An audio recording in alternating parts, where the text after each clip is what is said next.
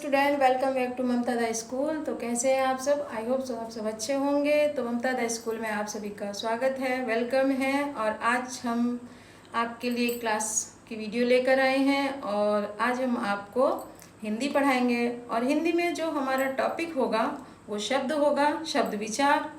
तो क्लास शुरू करने से पहले जो भी हमारे न्यू व्यूवर्स हैं, स्टूडेंट हैं, पेरेंट्स हैं, जो भी हमारी क्लास की वीडियो को देखते हैं, तो चैनल को सब्सक्राइब करना बिल्कुल ना भूलें।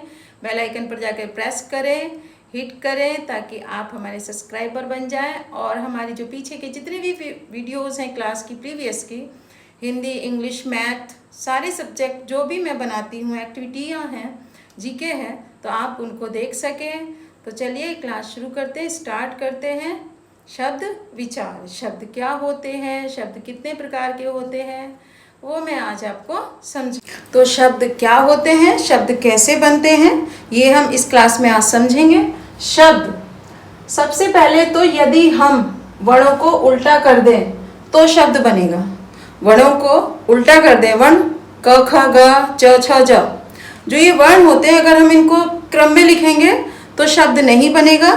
अगर हम इनको, जैसे कि ये उदाहरण दिया है ह म ल, तो ये अलग अलग लिखा है। अगर मैं इसको ऐसे ही लिख दूं ह म और ल, तो इसका कोई भी शब्द, तो ये उल्टा ही लग रहा है, कोई अर्थ भी नहीं है इसका।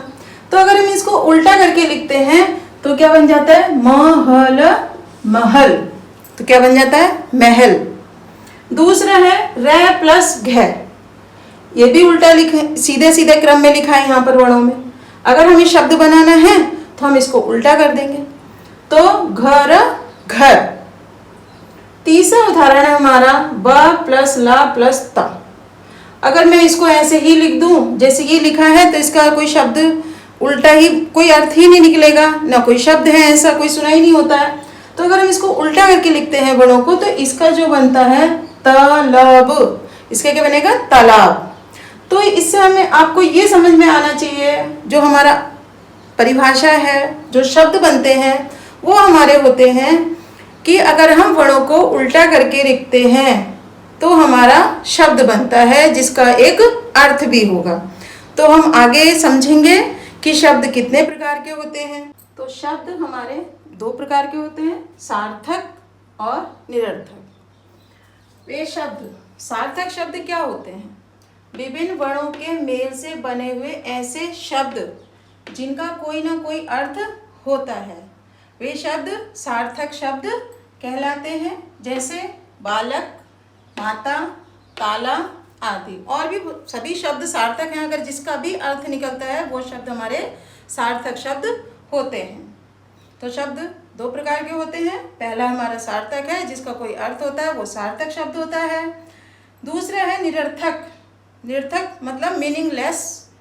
विभिन्न वर्णों के मेल से बने शब्द हुए ऐसे शब्द जिनका कोई अर्थ नहीं होता, ये मीनिंगलेस होते हैं, इनका कोई मतलब नहीं निकलता, निरर्थक शब्द कहलाते हैं। जैसे मलक, मलक का कोई मीनिंग, कोई शब्द ही नहीं बन रहा है। तामा, तामा भी नहीं है, तामा सुना ही नहीं है।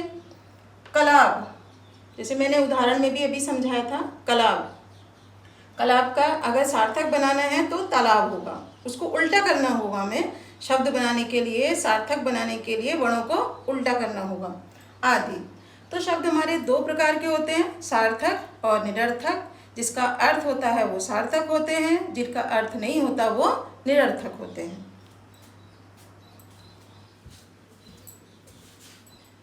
अभी हमने सीखा शब्द कितने प्रकार के होते हैं। अब हम जानेंगे शब्दों के भेद। शब्दों के तीन भेद होते हैं। स्रोत के आधार पर शब्द बनते हैं, रचना के आधार पर शब्द बनते हैं और अर्थ के आधार पर शब्द बनते हैं। तो तीन भेद हो गए। अब इसके भी शब्द होते हैं। स्रोत के आधार पर कौन से शब्द बनते हैं? स्रोत के आधार पर हमारे चार तरह के शब्द बनते हैं, चार प्रकार के। तत्सम शब्द, तद्भव शब्द, देशज शब्द और विदेशी। तो ये स्रोत के आधार पर हैं।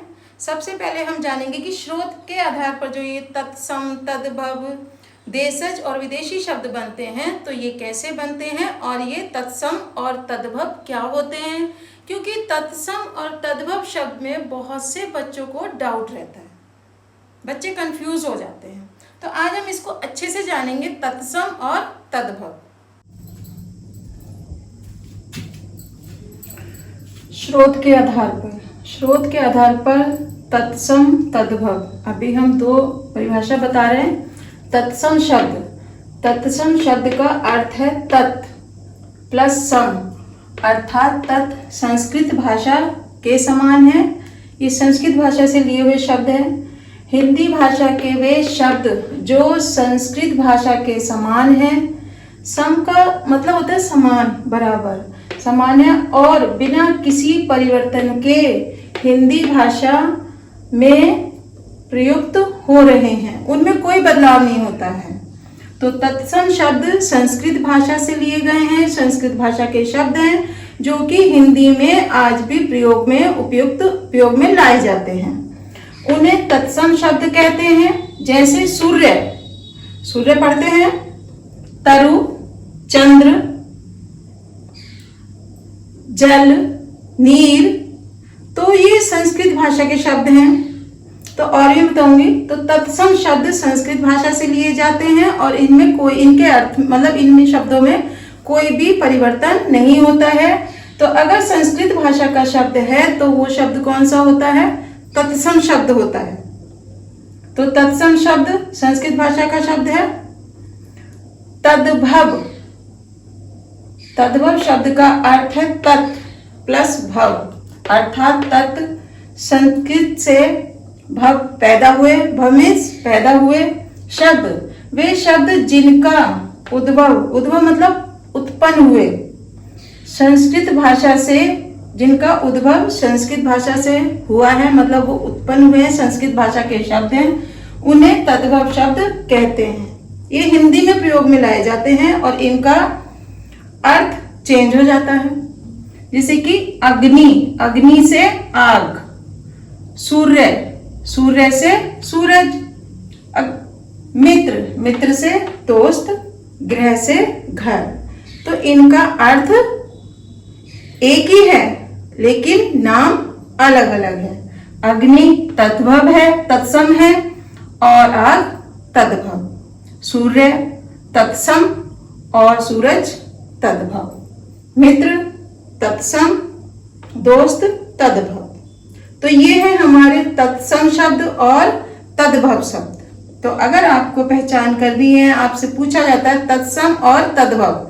तत्सम शब्द होते हैं संस्कृत भाषा से जो हिंदी में प्रयोग में लाए जाते हैं, और तद्भव शब्द होता है उसका पर्यायवाची शब्द, अलग रूप। शब्द देश शब्द का अर्थ है देश में उत्पन्न वे शब्द जो प्रांतीय बोलियों तथा हिंदी की उपभाषाओं से लिए गए हैं, उपजे हैं। जैसे किसी भी स्टेट में, राज्य में जो भाषा बोली जाती है, वहाँ के रहने वाले लोग कुछ ऐसे शब्द बोलते हैं जो उनकी बोलियों में आते हैं। उनका ये नहीं पता होता वो कहाँ से कैसे आए, तो वो देशज शब्द कहलाते हैं। उनको प्रांतीय शब्द भी कह सकते हैं, जैसे उन्हें देशज शब्द कहते हैं। जैसे फड़फड़ाना, लपड़, पगड़ी, धोती, ठीक है। तो इस तरह के जो शब्द होते हैं वो देशज शब्द होते हैं, प्रांतीय शब्द होते हैं। वो जहाँ के रहने वाले लोग होते हैं प्रांतीय, वो वहाँ पर उन शब्दों को बोलने लगते हैं। तो ये हमारे देशज शब्द हैं। चौथा है हमारा विदेशी शब्द। विदेशी भाषाओं से हिंदी में लिए गए शब्द, जो विदेशी भाषाएं होते हैं, बाहर के देश के लोगों की जो बोलियां भाषाएं होती हैं, उनसे जो हम शब्द लेते हैं वे विदेशी शब्द कहलाते हैं। जैसे अंग्रेजी भाषा से कुछ शब्द ले लें, उर्दू भाषा से ले लें, फारसी से ले लें, पुर्तगाली भाषा से ले लें, अरबी से ले लें। तो जो जिन भाषाओं को हम सुनते हैं उनके कुछ शब्द अच्छे लगते हैं तो उन शब्दों को हम ले लेते हैं, उन शब्दों को हम विदेशी शब्द बोलते हैं, ठीक है। जैसे कि अंग्रेजी भाषा से शब्द है स्कूल, डॉक्टर, स्टेशन, तो इस तरह से बोलते हैं, टीचर आदि। ये शब्द हमारे विदेशी शब्द होते हैं। फारसी भाषा से लिया गया शब्द जैसे कि फौज, कागज, हजार। पुर्तगाली भाषा से लिए आलू, काजू, कमरा। तो ये शब्द हमारे अंग्रेजी भाषा के हैं। स्कूल, डॉक्टर का, ये सब, टीचर, हॉस्पिटल, कॉलेज कॉलेज बोलते ना, तो ये अंग्रेजी भाषा के शब्द हैं। फारसी भाषा के फौज हो गया, कागज है, पुर्तगाली का बता दिया। तो अभी हमने स्रोत के आधार पर शब्द सीखे कि स्रोत के आधार पर तत्सम शब्द कैसे बनते हैं, क्या होते हैं, तद्भव शब्द क्या होते हैं, देशज शब्द किसे कहते हैं, क्या होते हैं देशज शब्द, विदेशी शब्द क्या होते हैं। तो ये हमारे शब्द हैं।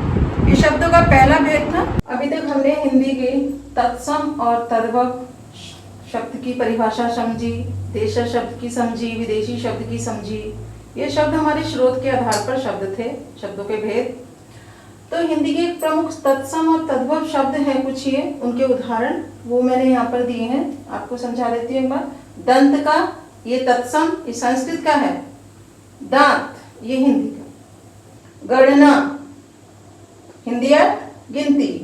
सर्प, सांप, दुग्ध, दूध। कर्ण, कान, अंध, अंधा। माता, माँ, मयूर, मोर। तो ये हमारे तत्सम और तद्भव शब्द के कुछ उदाहरण हैं। इनको आप याद कर लेना, पढ़ लेना। तत्सम और तद्भव शब्द की यही पहचान है कि तत्सम शब्द संस्कृत का है, उसमें हिंदी में होने होकर भी कोई उसको बदला नहीं जा सकता, कोई बदलाव उसमें नहीं होगा। और जो तद्भव शब्द है वो उसका तत्सम का पर्यायवाची है, ठीक है। उसका अर्थ जो होगा एक ही होगा। जैसे सूर्य है तो सूरज हो जाएगा। तो आज की क्लास को हम यहीं पर एंड करते हैं। अगर आपको हमारी क्लास की वीडियो पसंद आई है तो चैनल को सब्सक्राइब करें, वीडियो को लाइक करें, शेयर करें, कमेंट करना बिल्कुल ना भूलें, बेल आइकन पर जाकर प्रेस करें। Thank you so much for watching my class.